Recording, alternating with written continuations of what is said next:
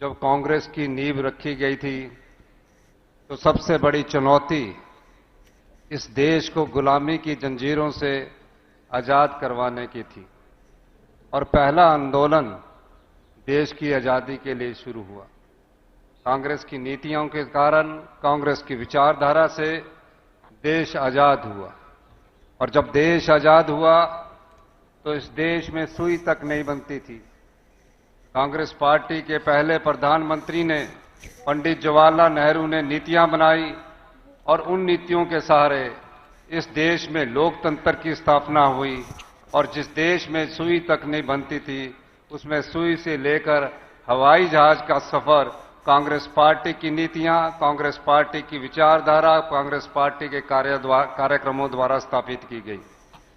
कई बार विडंबना होती है, 70 करोड़ की उस समय आबादी थी, गरीबी की लड़ाई से हम लड़ रहे थे और उस लड़ाई पर विजय पाने के लिए हमने यहां जय जवान जय किसान का नारा दिया। जब हम आत्मनिर्भर अनाज के मामले में आत्मनिर्भर हुए, देश की विषम परिस्थितियों के बावजूद इस लोकतंत्र को कोई खतरा न पैदा हो, लोकतांत्रिक प्रक्रिया को मजबूत किया गया। कई बार देखने में आता है कि राष्ट्रभक्ति और देशभक्ति की नई विचारधारा को गढ़ा जा रहा है। कांग्रेस पार्टी ही एक ऐसी पार्टी है जिसकी विचारधारा ने दो प्रधानमंत्री खोए। श्रीमती इंदिरा गांधी ने अपने सीने में 36 गोलियां सही और जब वो दरवाजे की चौखट से बाहर निकली, उनके मुंह से सिर्फ एक शब्द निकला, जय हिंद।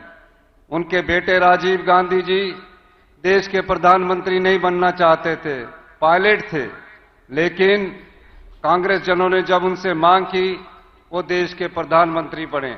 ये पता भी नहीं था कि 5 साल बाद देश के आतंकवाद का वो निशाना बनेंगे, कभी कल्पना भी नहीं की थी। और जब उन्हें बम से उड़ा दिया गया तो उनकी टांग कहां गिरी, बाजू कहां गिरा।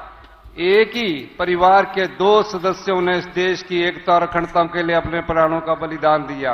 ऐसा उदाहरण विश्व में कहीं और नहीं मिलता।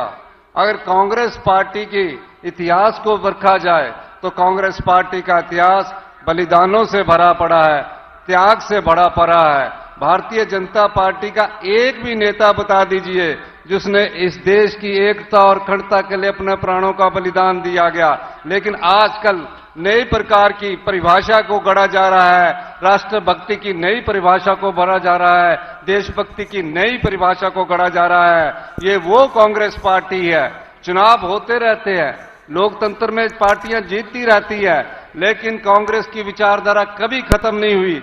कश्मीर से कन्याकुमारी तक आज भी ये विचारधारा जिंदा है और इस नागपुर के 138वें स्थापना दिवस पर आज कांग्रेस जन को ये कहना है कि जो झूठ के सहारे राजनीति करते हैं, जो झूठी परिभाषा को गढ़ने की कोशिश करते हैं, उस परिभाषा का जवाब सच्चाई से देना है। झूठ बार बार सच्चाई से टकराता है, अंत में जीत सच्चाई की होती है। यही मैं कहना चाहता हूं। इस 138वें स्थापना दिवस पर आपको बहुत बहुत शुभकामनाएं। धन्यवाद। जय हिंद, जय भारत।